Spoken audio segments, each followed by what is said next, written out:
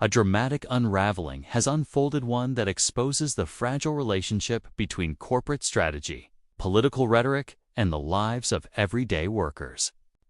Tyson Foods, one of the largest meat producers in the United States, long considered a pillar of the national food supply chain, recently made a decision that would send shockwaves through rural communities.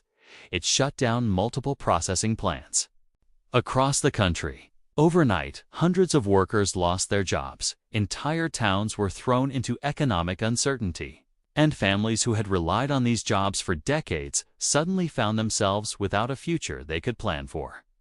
But what followed was even more unsettling, not because of what Tyson did, but because of how former President Donald Trump responded.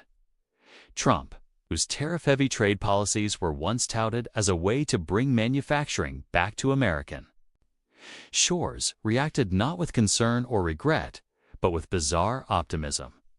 He claimed that his aggressive tariffs meant to punish foreign imports were actually responsible for encouraging companies to return to the U.S. The logic he offered was baffling. The higher the tariff, the more likely it is that the company will come into the United States and build a factory in the United States so it doesn't have to pay the tariff. Yet, in this very moment, Tyson Foods was doing the exact opposite, closing U.S. facilities and expanding overseas. The contradiction was glaring, but Trump's response was emblematic of a larger pattern, a tendency to twist economic reality into political theater.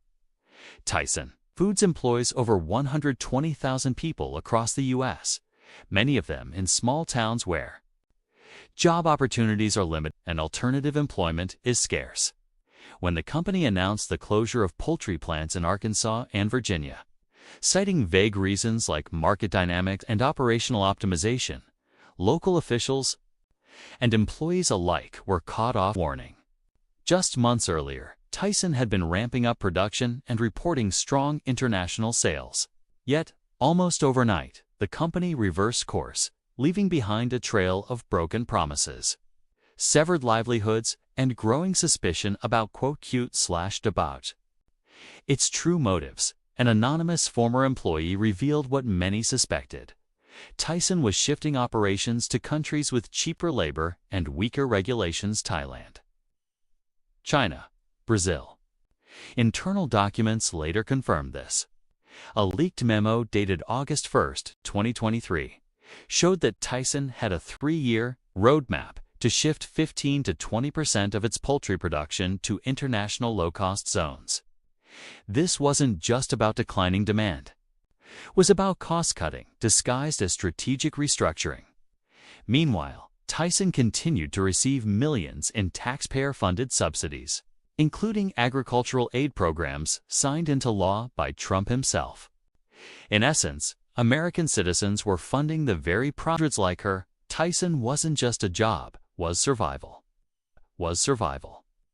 Marlon, a single father of 2 who worked the 3rd shift, stood outside the shuttered plant holding his termination letter.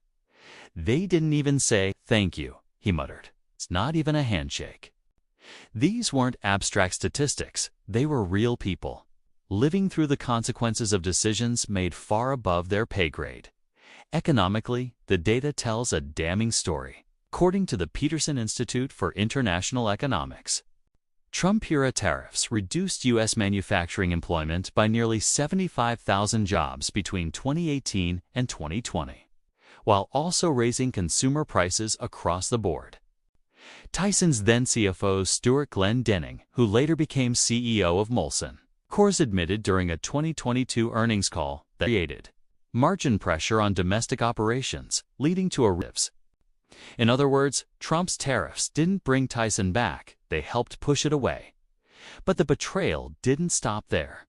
Tyson launched a glossy new ad campaign, boasting about